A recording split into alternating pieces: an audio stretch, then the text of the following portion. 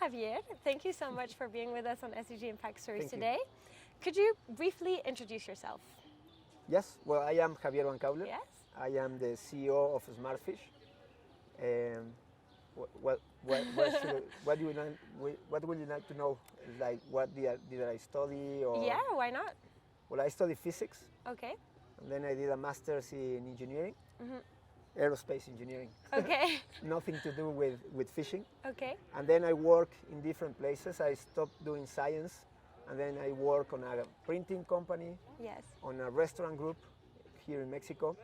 That's where I met Magda, for example. And then I started working and became a partner of Smartfish Okay. in 2018. Thank you so much. Interesting background that you got here. Yeah. So how would you describe Smartfish in just a few words? What's the mission? What's the purpose behind the company? Yeah, so Smartfish works with sustainable seafood. And we work with artisanal fishermen. Yeah. And we believe that a big deal of the problem about sustainability in fishing comes from artisanal fisheries. Right. And what we want to do is focus on solving on breaking the cycle of overexploitation and poverty that lies in artisanal fisheries in Mexico and around the world. Most of fishermen get paid very low, maybe sometimes 50 cents of a dollar per kilogram of fish. So they have to fish more, and they fish in riskier ways and with more damaging ways, like nets and trolling and everything. Yeah. So they use that because they get paid very low for the fish. And the quality of that fish gets low also because they don't use ice, they use the nets, and the fish is dead in the water for a long time and stuff like that. So the quality is low and the payment is low for fishermen. Yeah. And you want to break that. We believe that breaking that poverty cycle is going to help a lot towards sustainability in the ocean. Definitely. So what we do is that we work with fishermen co-ops, and we help them improve their fishing practices, their fishing techniques, and the processing capabilities that they have. And we buy from them fish that is already processed. We don't buy whole fresh fish. We buy frozen, processed fillet, vacuum packed with a traceability sticker on it. And we pay the co-op for the fish and for the processing. So we are bringing more steps of the value chain towards the co-ops. One of the issues in the value chain is that the value chains are very long, right? In Mexico, the value chain can have up to 12 steps. Yeah. That's huge. That's Huge. very long. So the producer gets paid very low, and the consumer has to pay a very large price. So what we do is that we bring some of the steps of the value chain to the producer, so they can get more money for that. And then we created this company to work with them with open books. So we work with them with full transparency. Yeah. They know how much we earn for every kilogram of fish that we buy from them. Right. And we change the way the numbers are made, the pricing, and we construct that price in a way that the co-op keeps almost 50% of the selling price. That's enormous. That's huge. Yeah. That's huge. So this model allow us to pay for the fish between 40 to maybe 250% more than what they were getting paid before. But we also pay for the processing and the traceability and everything. So in some cases, for example, we are working with a co-op right now that they were getting paid 20 pesos, that's $1 per kilogram, and we are paying them 175 pesos per kilogram, right, of processed fish. Yeah. So the difference is huge. Huge, yeah. We ask them a lot for that. We ask them to fish only with like non-invasive techniques, like hook or traps, where the fish, you get the fish into the boat alive, and you can see if the fish doesn't get the right size, you put it back in the water alive, and if it works, you keep it. Yeah. But then the fish is alive, and you kill it with an ikehime technique. It's a Japanese technique of killing the fish, where you improve the quality of the meat and at the same time you kill it very fast so it doesn't suffer. Yeah. So when you describe it, it sounds horrible because you have to kill it fast. You Of have course. to like kill it in the brain and then bleed it. Yeah. But it's the most maybe humanitarian way of killing the fish. Okay. I always say to people, if you go to the supermarket and you see the fish there, the fish is always with their mouths open Yeah. because they died of suffocation. They didn't have air to breathe, Okay. and it took them like 45 minutes to die. Wow. So it's horrible for the fish. Yeah. But it And definitely adds more value also to the A lot. consumer if at the end the meat the quality is good. of the meat Yeah. is at least it's like orders of magnitude different. The quality is better. You process it. We ask them to do it like that, to have ice on the boat so they can start the chilling chain Process. really fast, Okay. right? Usually in Mexico, because they don't get paid enough, they go they go fishing without ice. Okay. So they are in the boat under In the the sun, sun. maybe at 40 degrees for 8 hours, and the Yeah. fish is there. Wow. So that fish is not fresh the moment it arrives to the land. So the quality can be very poor Yeah. in that So condition. there's probably a lot of loss as well. Yeah. In the So fish. we ask them to do this, and we pay for that because we pay them more. But at the same time, that makes them fish less, Right. right? Because they cannot catch as many fish Yeah. as they can with a net, Yeah. and they have to catch less. Yeah. And what we are achieving is our objective of fishermen that can earn more fishing less. Okay. That's the idea. They get more money but by fishing less fish. Okay. So that's what breaks the cycle. Smart fish. That's a smart fish. And we bring it to the customer in one step because we are the final intermediary. Yeah. Right? We sell the fish in our own stores and we export and we sell to other restaurants and hotels in Mexico. So most of what we sell is in Mexico and we sell it through our stores. Yeah. We are on our way of open more stores. We have 3 stores now, and that allows us to sell the fish at a very competitive price. So you can buy our fish that is sustainable in origin, that we paid maybe 200% more for the fish, that has a very high quality. You know where it comes from, when it was caught, whatever. You know everything about that fish, and you can buy it at the same price that you can buy it in the supermarket. Wow. Right? So I think we can change. This model, I think, is showing that you can change the way at least artisanal fisheries fish is trade.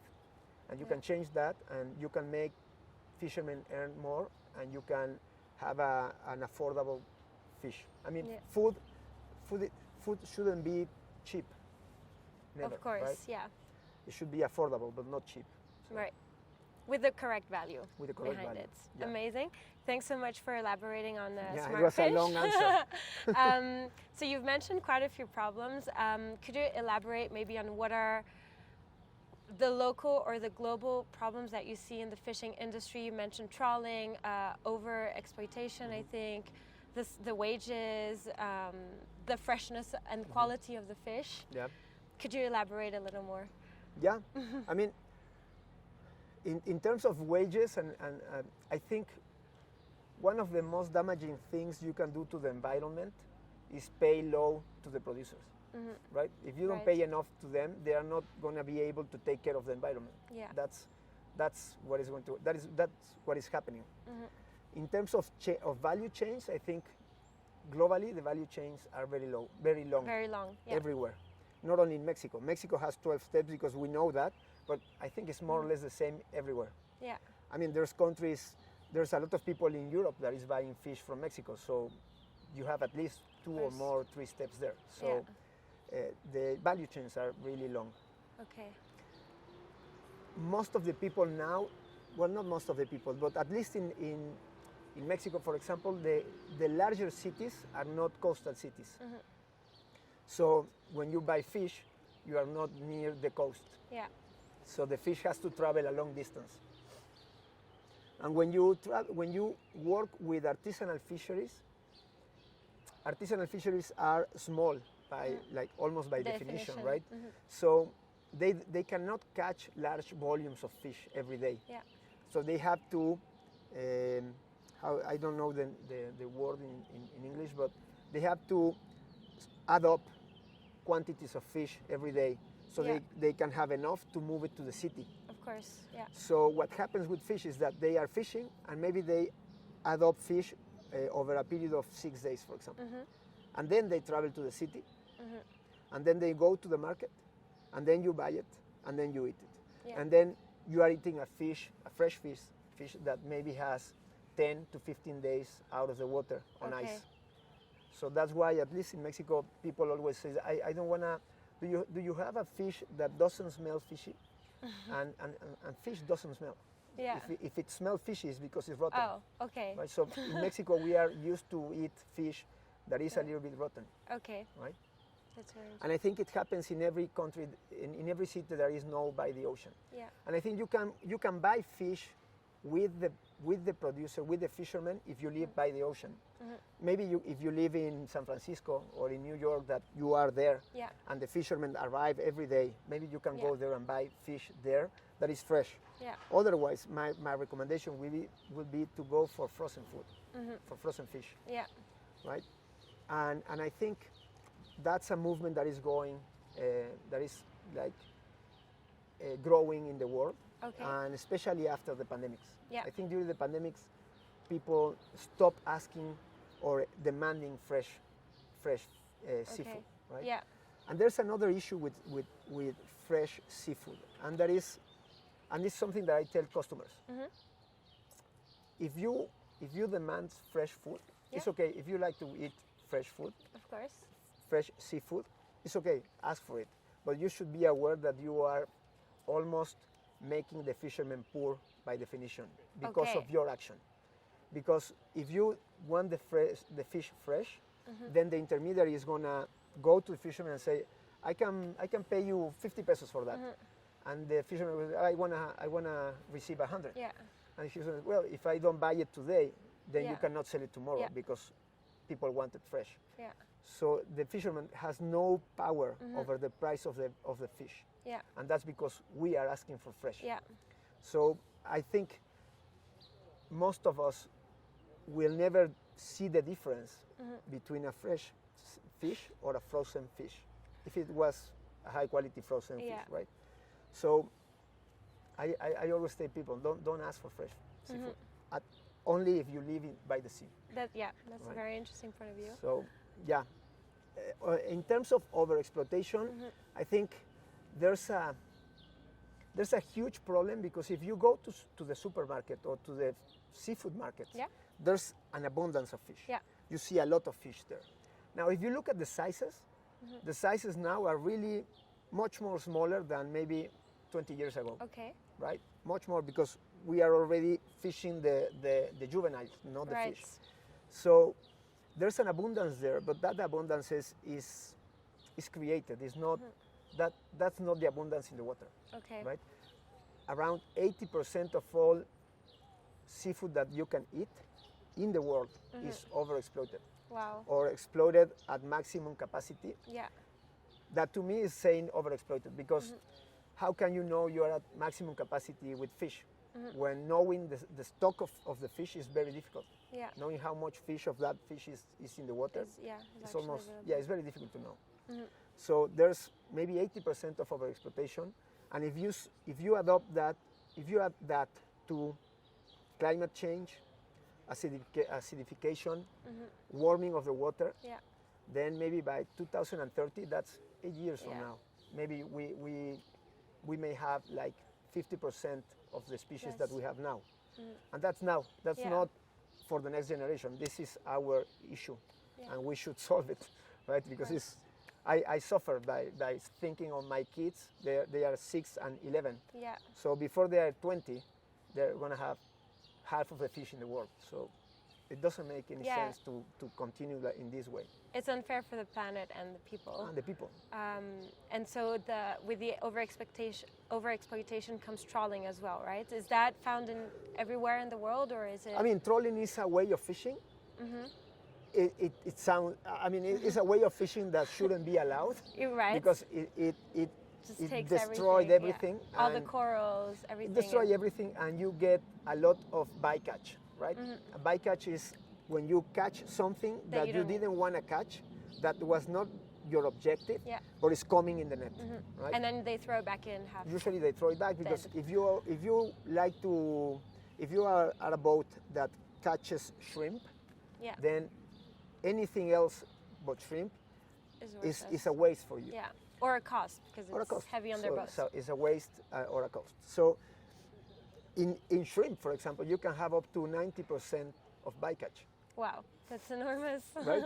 So it's like, why are you fishing like Yeah. that? It's the most inefficient way of fishing. Definitely. And trawling is breaking everything in the ocean.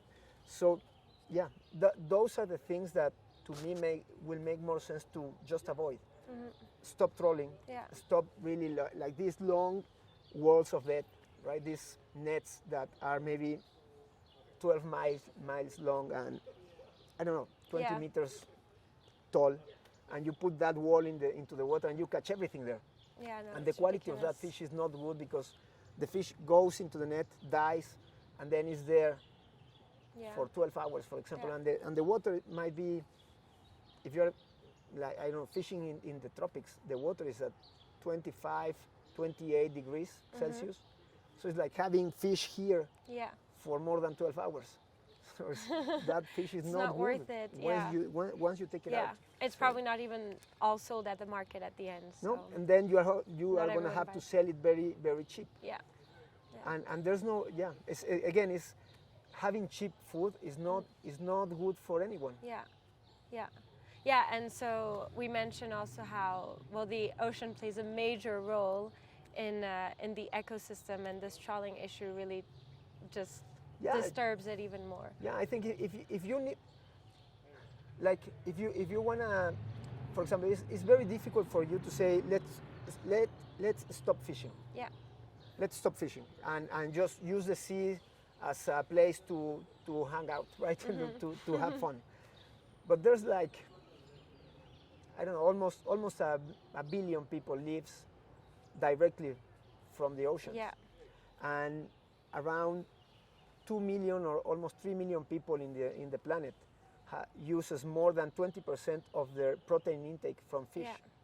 So you cannot stop fishing, no, of course not. but you can stop trolling. Yeah. I think, yeah, you can stop the ones that are really damaging. I mean, there's people fishing with dynamite or with cyanide, like Yeah. they poison the water to have the fish, and then we eat that fish. Yeah, So we should stop that like immediately, and then work with communities the way we are doing it, like paying more for the fish and helping the community to be a sustainable community. yeah, Because every time you have an environmental problem, you have a social problem that Right. goes with that one. Every time. So you have to solve both. yeah. You cannot solve the environmental without solving the course. social. But you can solve the social and it will help the environmental. So you have to work with that. Yeah, and so talking about stopping and maybe using a different methodology like the one that you're encouraging with Smartfish. So there are obviously regulations out there. We know, also me as an ex-auditor, that they're not being complied with. They're not, even if they're verified, there's a lot of corruption behind. We don't know what's going on in the sea. So what are your thoughts on it? Do you think there's hope for us to improve? Yeah. I mean, if I didn't believe there is hope, I will just lay down on my bed. What But- should we do to improve? I mean, really, First, realistically. I think we use certification from third parties as a way of defining what is sustainable for us, right? Right. So when we say that we only sell sustainable seafood or responsibly catch seafood, is because it is certified by MSC Okay. or Fair Trade. It is on a fishery improvement project that's called a FIP, and it's Okay. in the fisheryprogress.org webpage. Or if it comes from aquaculture, it has ASC or BAP. So we use those certifications because right now is the best we have. Yeah. And I think it is true that not all the time you can have compliance Yeah. on everything. But you have course. more compliance with that than you can have with anything there, Yeah. right? And at least with the fishermen that we work with, the FIP, for example, it demands that they give you data on what they are fishing every 6 months. Okay. And you make an evaluation every 6 months. Yeah.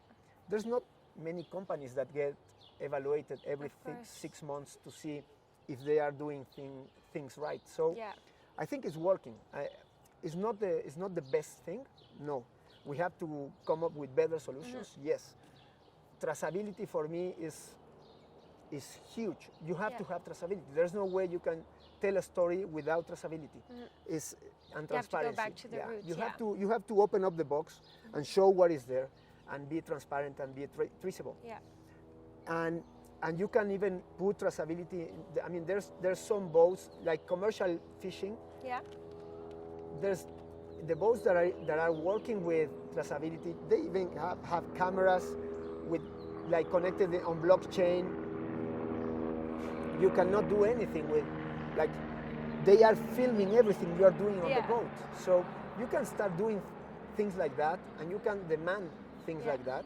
Yeah. And I think maybe one of the most important things that is also that we as customers, we should demand that, and governments should demand that also, and work for that. Okay. Right? Back in the days, we never had this value chain, right? Yeah. You had the fisherman and it went directly to the end consumer. So how did we get there that we have 12 steps or 20, or why is it so complicated nowadays? Yeah, but I would Because I feel say like we're that going back in the past when we want to remove it. But when you say back in the days, it's like maybe Back. 60 to 75, 70 years ago, right? And usually when you, in that age, you didn't buy seafood when you were living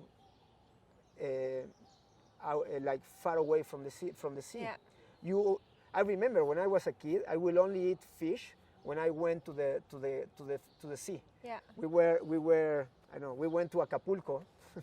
It's like a long time ago, when Acapulco was very nice to go, and you were there, and at the beach you asked for a fish because it was coming from the sea. But we never eat fish in the city. Right. And I think that happens with everything, right? If you back in the days when you were shopping for your groceries, you were to the store where, I don't know, Manuel worked, and you knew him, and he knew all your family, and you went to school with her kids, with his kids, and so he was part of the community. And whatever he sells to you, you trust that it came from a source that he knew. That makes sense. Right now, we don't know anything about the source, and I think it's built up like that, right? It's like they don't want to know. They don't want you to know where the food is coming, how it's made. I mean, if you look at the ingredients, what is happening in the industry, in the food industry, is terrible. Yeah. And I think one of the things is because we are really far away from the food right now, and we need to be interested in food again. We spend We're much all less, responsible personally about what we eat. We spend a lot less now in food from the total income that we have than we did back in the days, right? I was talking to a chef the other day, and he came from Spain, and he was remembering that when he was a kid, he would say like maybe 80% of the income, of the family income, was spent in food. Yeah. Right? And now, people is like trying to spend maybe 10%. Why? If food is what makes you live, right? It is. It's So what gives I think, us energy. Yeah, the value chains are very long now, Yeah. and that's why you need traceability, because before you can go to the fisherman, you knew him. If you live in the coast, you knew him, and you knew his wife and the kids and everything. And so he always sell you something that he knew was good, and you can watch it like on the boat and everything. Right now, you live, for example, Mexico City is one of the cities that moves a volume of fish. Like, I think the market, the La Viga market in Mexico City is the second market in the world. Wow. In volume of fish moved every day. Okay. And the nearest beach from the city is almost 500 kilometers, right? Yeah. And most of the fish in Mexico come from maybe 1,000 kilometers away. So there's no way you can know the fishermen. Yeah. And half of the fishing in the world comes from industrial vessels. Yeah. And they fish in international waters. They Yeah. fish thousands of miles away, and they are months in the water. So you are never gonna know the fishermen, Of course. right? So, but there's a way of giving you information. In the fish that we have, there's a QR code that you can Yeah. scan as a customer, and when you scan it, it will show you the area of the ocean where the fish was caught, the license of the boats that fish there, so you know it's legal, Yeah. the name of the co-op that is fishing, the day it was caught, and the day it was processed. And so you have information that no one can alter or modify that is there. And I think we need to show that because we are not back in the days. Right now we are really far we away need from that. the producing Absolutely. where the food is produced. Yeah. Yeah. That makes total sense. There was they were asking this question to people in the United States some years ago, and they were saying, do you know where chocolate milk comes from? And there's a lot of people, not one, there was like maybe 20% of people that will answer that it came from brown cows. Right? Yeah. So I'm not going to comment on that. yeah, well, that But tells definitely. you how far away we are from Yeah. understanding where food comes from. Yeah. So the responsibilities don't only lay on the producers, on the fishermen, on the politics, but on us, the consumers. I think to, it lies also that we ask the questions. Yeah. But also be I think interested. the producers and intermediaries has the obligation to give you the answers. Yeah. You shouldn't be like a It should detective. be transparent. Yeah. It should be Shouldn't transparent. mhm, Right difficult now, to find. to me, it's like you need like a PhD on food to go to the supermarket, and if you want to buy consciously, right? You need Definitely. to learn about all of the chains of production. There's no way you can learn that, but the producers and the intermediary, especially the intermediary, should be the one responsible of giving you the answers you Everything need. there. Yeah. Yeah. Yeah. So with our lifestyles are so fast paced, and there's this knowledge gap at each generation as well that isn't passed, is exactly. lacking more and more. So. Exactly. Yeah. Okay, amazing. So now if you go back into Smartfish, what is your impact and how can you measure it? I mean, we are a small company right now. We are working. How we measure our impact? We measure the number of co-ops, and that give us an estimate of the number of fishermen that we are working with. Yeah. We measure the amount of fish that we trade. Yeah. That is sustainable in origin. We measure the number of jobs created in the communities that are mostly occupied by women. Yeah. So those are some of the indicators that we take care of. So right now we are working with around 600 to 700 fishermen. In 2021 we purchased from those co-ops a little more than 70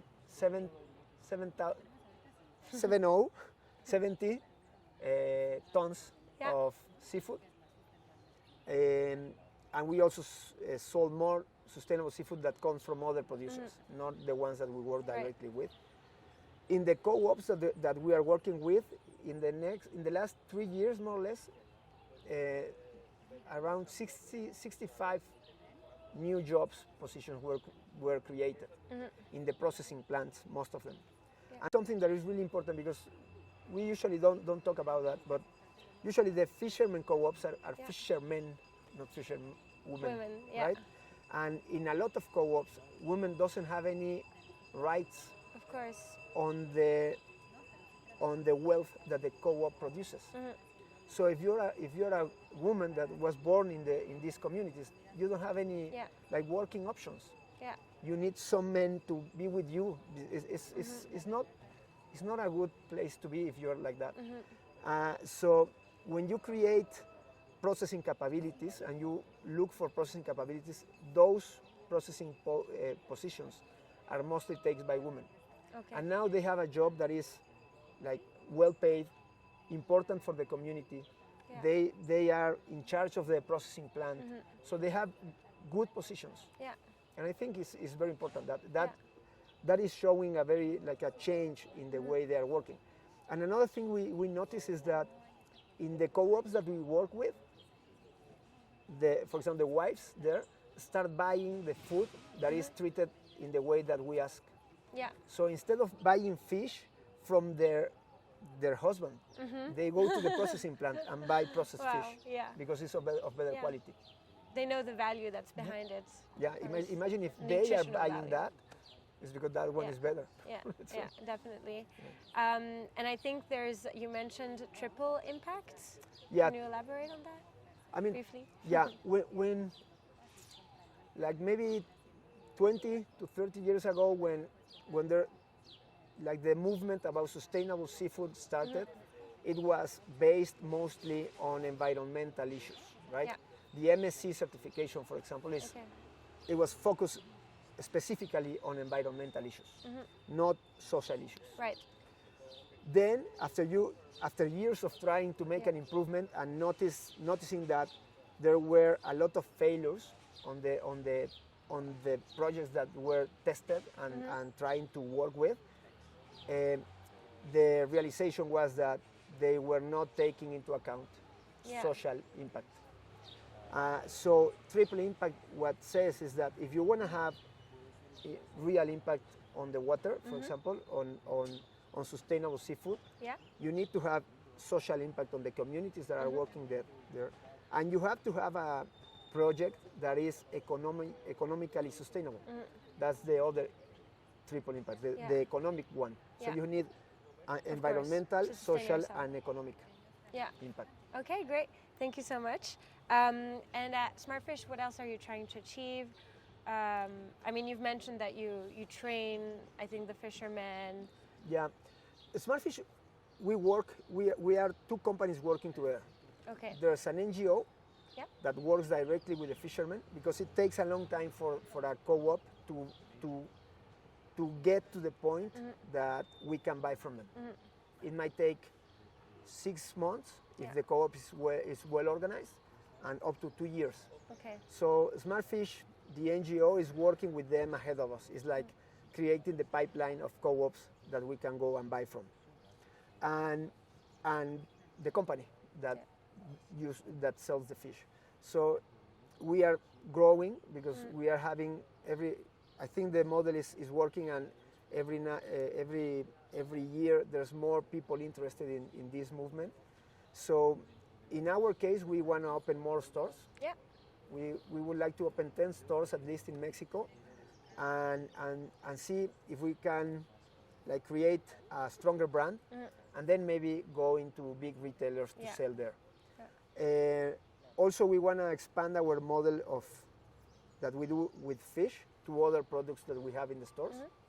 And there's another project that we are just talking, right? Yeah. And we are talking with Manuel from Mexico. Okay. And what we would love to do is, in a lot of co-ops that we work with, they don't have access to electricity, so they don't have access to water because there's a desert in Baja California, and they don't have access to ice.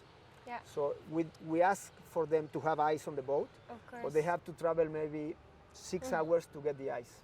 Yeah. And a very expensive price. Yeah. So what we want to do is install like a desalinization machine, so you can take water from the sea and make it drinkable, and then produce ice with that water and power it with solar energy, and use the system that Mexico has to charge for that energy. So this is just a project we are just talking. But beautiful project. But it's a beautiful project, and I think it can have a lot of impact in the community. Yeah, and I think a lot of other companies can be inspired by what you're doing. I don't know if there's a country or a company in particular that inspires Smartfish or that is similar to what you do, or if you kind of feel like you're on your own out there resolving this issue. Yeah, I mean, I think when you are like an entrepreneur in social impact or environmental impact, you can feel all of those, right? Yeah. Because you can look at big companies. I don't know. To me, a company that is an inspiration is Patagonia. Yeah. Right. I think it's like the model for everyone. Right. It's huge. They are doing they are making money, Yeah. but they are taking care of the environment, Yeah. and it's a huge company. In seafood, there's not that much. Yeah. Right. And it is sad. To me, it's sad to think that in Mexico we are the only company that sells that all our products are of sustainable origin in Yeah. seafood. We are the only one in Mexico. That's shocking. Right? And we are a B Corp. Yeah. We are a B Corp, and we are the only one in all Latin America that sells only sustainable seafood. Wow. Right? So, whoa, a lot of kids.